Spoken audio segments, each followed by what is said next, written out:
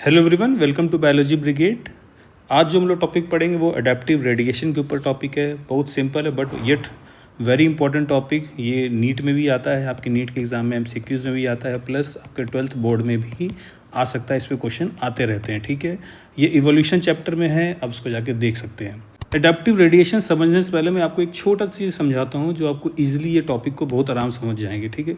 Suppose करिए आपके 4 भाई हैं, ठीक है, और आपके पेरेंट्स हैं, और चारों भाई ये समझ लीजिए आप पहले गांव में रहते थे। गांव से आपने अलग अलग प्लेसेस में चारों भाई चले गए। मान लीजिए ए है, ए आपका बड़ा भाई, बी सी डी 4 भाई। ये चारों भाई अलग अलग डिफरेंट प्लेसेस में चले गए। ये अलग गया, ये अलग गया, ये अलग गया। अब देखिए, जब ये डिफरेंट डिफरेंट प्लेसेस में जाएंगे तो ये कैसे वहाँ के हिसाब से अपने ट्रेड उसको फॉलो करेंगे, वहाँ के कल्चर फॉलो करेंगे, वहाँ की लैंग्वेज फॉलो करेंगे। सपोज़ करिए एक फॉरेन चला गया, एक साउथ इंडिया चला गया, एक कहीं सऊदी अरेबिया चला गया, या तो कहीं एक दूसरी कंट्री चला गया, आपके रशिया चला गया। सपोज़ करिए अब वहाँ के जो कल्चर है, वहाँ के जो ट्रेड्स हैं, जो वहाँ के कस्टम्स हैं, वो उसको फॉलो करेगा। लेकिन इसमें आप एक चीज़ क्या कॉमन देख रहे हैं, सबका जो लीनिएज है, वो सबका जो लीनिएज है वो सेम है। पर्टिकुलर लीनिएज सेम, यहीं से रेडिएट हो रहा है ना, सबका लीनिएज जो है यहीं से रेडिएट हो रहा है।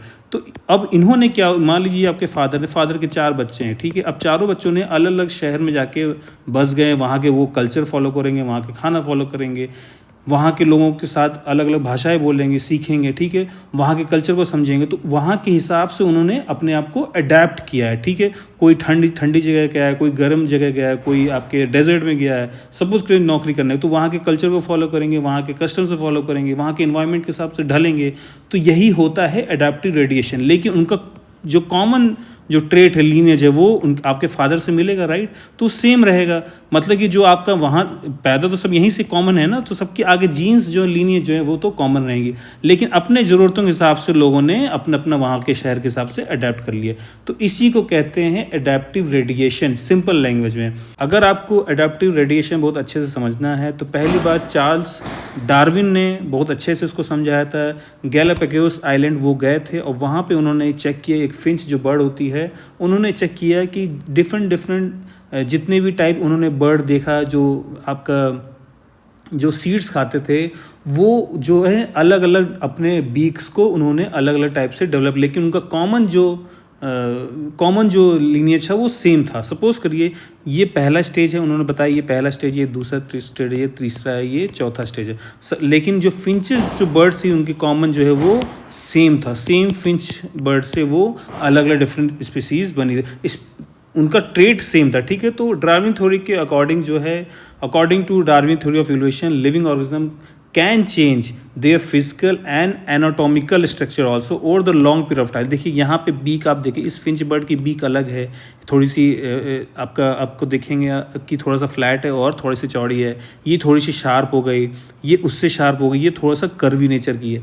तो डार्विन ने क्या देखा गैलापागोस आइलैंड में कि डिफरेंट जो लिविंग ऑर्गेनिज्म है वो चेंज कर सकते हैं their physical and anatomical structure over the period of time for better adaptation to the changing environment. मतलब कि जैसे जैसे डिफरेंट बर्ड जैसे जैसे अडाप्शन चेंज हो। सपोज करिए पहले जो फिंच बर्ड उन्होंने देखा, वो उन्होंने देखा कि वो सीड ईटिंग, तो वो सीड खाती थी, लेकिन डिफरेंट अपने आप को इन्वायरमेंट के हिसाब से ढालने के लिए कुछ सीड्स खाने लगे, कुछ उनमें से इंसेक्ट्स खाने लगे, कुछ और भी शिकार करने लगे। तो अलग अलग उनका बीक जो उनके चोंच है वो अलग अलग हिसाब से वो ढालने लगे, लेकिन उनके एंसेस्ट्रल जो है वो कॉमन है, सेम है, ठीक है। तो ये डार्विन ने पहली बार देखा। इसी तरह डार्विन ने पॉइंट ऑफ इवोल्यूशन में बोला कि कोई भी ऑर्गेनिज्म, जब any organism wanted to exploit a niche मतलब कि कोई पर्टिकुलर इन्वायरमेंट को अगर उनको एक्सप्लॉइट करना है, उनको समझना है, उनके हिसाब से ढलना है, तो वो अपने एग्जिस्टिंग बॉडी के साथ, सपोज करिए यहाँ पे जो पहली बर्ड रही होगी वो तो सीड खाती थी। अब लेकिन जब वो दूसरे जगह माइग्रेट हुई तो वहाँ तो समझ ये सीड नहीं, वहाँ इंसेक्ट्स मिल रहे थे, तो उसको उसके हिसाब से अडाप्ट किया उस बर्ड ने, ठीक है। तो अगर नहीं खाएगा तो वो अडाप्ट नहीं कर पाएगा, मर जाएंगे। तो उसी हिसाब से उन्होंने अपने सर्वाइवल के हिसाब से अपने आप को डिफरेंट वर्जन में अडाप्ट किया। यही डार्विन ने पहली बार कहा था। Adaptive radiation is the evolutionary process by which many species originate from one species. मैंने बताया ना, इसके पहले मैंने जो आपको एग्जांपल दिया है कि many species originate from the one species in area and radiate to different species. अब कॉमन चीज़ आप देखेंगे यहाँ पे एडाप्टिव रेडिएशन का बेस्ट एग्जांपल देखें मार्सुपियल्स। जो मार्सुपियल्स उनको कहते हैं जिनके पाउच में बच्चे होते हैं। सपोज़ करिए मैं आपको मार्सुपियल्स के बारे में बता दूँ, जैसे सपोज़ करिए कंगारू है। अब कंगारू आप देखेंगे पैदा तो बहुत शेप के हिसाब से बहुत छोटे बच्चे उनके होते हैं। अब वो जब पैदा कर लेते हैं बच्चे, वो उनके थैली जो आगे मदर के आगे पाउच रहता है उसी के अंदर वो रहते हैं, उनको कहते हैं मार्सुपियल्स। ठीक है, मार्सुपियल्स उनको कहते हैं। ठीक है, तो अडाप्टिव रेडिएशन इसी तरह डार्विन ने देखा। इसी तरह आप अडाप्टिव रेडिएशन में देखें तंजानियन वुल्फ में कंगारू, शुगर ग्लाइडर, वॉम्बैट हो गया, एंट ईटर हो गया, कोआला हो गया, बैंडिकूड, ये सब आपको मार्सुपियल्स में ही आते हैं, मैमल्स में ही आते हैं। ठीक है, adaptive radiation is the evolutionary process by which many species originate from the one. देखिए हम भी किसी सेल से ही पैदा हुए हैं। आप अगर जोग्राफिकल टाइम स्केल देखेंगे तो आपको नहीं पता होगा, बट जो जोग्राफी के बच्चों ने पता होगा कि हम हमेशा यूनिसेलर के बाद मल्टी सेलर बने, फिर हमारा इवोल्यूशन हुआ धीरे धीरे करके लास्ट में। ठीक है, तो पर्टिकुलरली सब एक ही स्पीसीज से ओरिजिनेट हुए हैं और पर्टिकुलर एरिया से ओरिजिनेट हुए हैं, और डिफरेंट जब वो एरिया गए तो उन्होंने अपने हिसाब से अपने आप को ढाल लिया। ठीक है, इसी तरह आपको बताया डार्विन भी गया गैलापागोस आइलैंड, वहाँ पे ट्रैवल किया, तब उन्होंने देखा कि वहाँ पे उन्होंने एक फिंच जो बर्ड है उसको स्टडी किया। उसने देखा कि all these of finch developed a beak मतलब यहाँ चोच according to the kind of food available to them. जैसे एज अ फूड उनके पास अवेलेबल था, उन्होंने उसी हिसाब से उस फिंच बर्ड ने अपने चोंच यानी बीक को अडाप्ट किया। ठीक है, इसी तरह डार्विन, इसको हम कहते हैं डार्विन फिंचेस भी कहते हैं। ठीक है, यहाँ पे डेफिनेशन लिखा है, आपको मैं बताऊँ जो मैंने आपको पहले बताया। Adaptive radiation is the process where different species, यहाँ देखिए different species evolve from a common ancestor. Suppose करिए एमसीक्यू में आता है कि different species evolve from a different ancestor, इसको नहीं कहेंगे, हमेशा कॉमन एंसेस्टर ही होगा अडेप्टिव रेडिएशन की बात करेंगे, to adopt the various environment.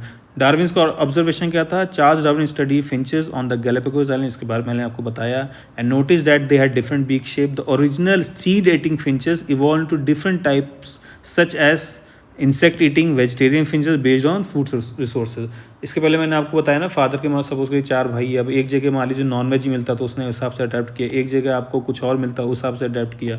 इसी तरह बर्ड्स ने अपने आप को अडेप्ट किया। मान लो ये कॉमन एरिया है, यहाँ से कोई बर्ड ओरिजिनेट हुई, फिर यहाँ पे फ्लाई किया, फिर यहाँ गई, दूसरी यहाँ गई, यहाँ गई, अब यहाँ के इन्वायरमेंट के हिसाब से उसने अडेप्ट किया, फिर दूसरे इन्वायरमेंट के हिसाब से उसने अडेप्ट किया। इसी तरह सारों ने अपने अपने इन्वायरमेंट के हिसाब से अडेप्ट किया। This demonstrated how species radiate मतलब फैलना into different habitats and evolve accordingly। ठीक है, एग्जाम्पल्स क्या है अडाप्टिव रेडिएशन का?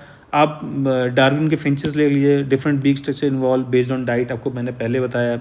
ऑस्ट्रेलियन मार्सुपियल्स में various marsupial species like kangaroo हो गया, कोआलाज हो गए, वॉम्बर्ड्स हो गए, evolve from a common ancestor to adopt different ecological role. उनका कॉमन सेम एंसेस्टर था। देखिए कोआला हो गया, वॉम्बैट हो गया, कंगारू हो गया, इनका एंसेस्टर सेम है, सेम एंसेस्टर है। ठीक है, लेकिन उन्होंने अपने एरिया के हिसाब से उसको धीरे धीरे लाखों सालों में अडॉप्ट किया, और आज जैसे वो दिखते हैं हम बोल उनको देख रहे हैं। ठीक है, और बहुत ही इंपॉर्टेंट है, कभी कभी क्वेश्चन आ जाता है, और बोर्ड के एग्जाम में आपके क्लास 12 बोर्ड में भी आता है, और नीट में तो आता ही आता है। ठीक है, okay, all the best, thank you.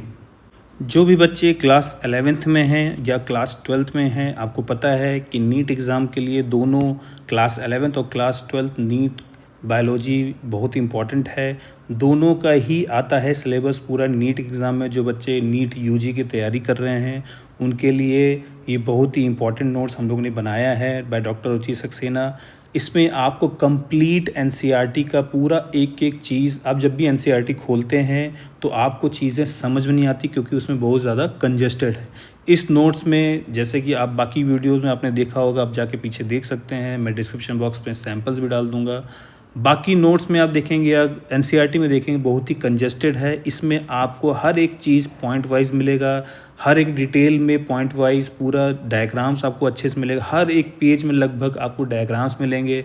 हर एक जो टॉपिक है वो फ्लो चार्ट वाइज समझाया गया, हर क्लास 11th में भी और क्लास 12th में भी पूरा डिटेल में समझाया गया। जो बच्चे नीट यूजी की तैयारी कर रहे हैं उनके लिए बेस्ट नोट्स हैं, प्लस जो बच्चे क्लास 12th में और बोर्ड में हैं और अच्छे मार्क्स लाना चाहते हैं या क्लास 11 में हैं अच्छे मार्क्स लाना चाहते हैं, इसको बहुत ही रिसर्च करके मटेरियल बनाया गया है। आप इसको परचेस कर सकते हैं, जिनको चाहिए आपके सामने व्हाट्सएप नंबर आ रहा होगा, उस पर आप व्हाट्सएप करिए, आपको सारी डिटेल मिल जाएगी।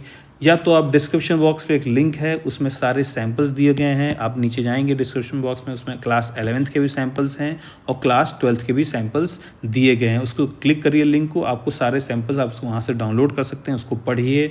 देन यू विल रियलाइज़ कि बहुत ही अच्छा मटेरियल और बहुत ही डिट्टो आपको ऐसा इसमें बताया गया है, आपको बाहर जाने की ज़रूरत नहीं है। इसको बार बार आप पढ़ेंगे तो आपका नीट का जो एग्ज़ाम है, जो बच्चे क्लास 12th में हैं या तो बोर्ड में हैं प्लस या नीट का पेपर देने वाले हैं अगले साल, उनके लिए ये बेस्ट नोट है। पूरा एनसीईआरटी का हमने कवरेज किया है इसमें, पूरा पॉइंट वाइज, पूरा चार्ट वाइज, हर जगह में हम लोगों ने डायग्राम्स डाले हैं। डायग्राम आपको एक ही, जब आप टॉपिक पढ़ेंगे आपको दिमाग में पूरा रट जाएगा वो टॉपिक कि हाँ मैम के नोट से हम लोग ने ये पढ़ा था। ठीक है, अगर आपको चाहिए तो व्हाट्सएप नंबर आ रहा है, उसमें आप व्हाट्सएप करिए, आपको सारी डिटेल मिल जाएगी। और डिस्क्रिप्शन बॉक्स में इसके सैम्पल्स दिए गए हैं और लिंक में सारा डिटेल मिल जाएगा।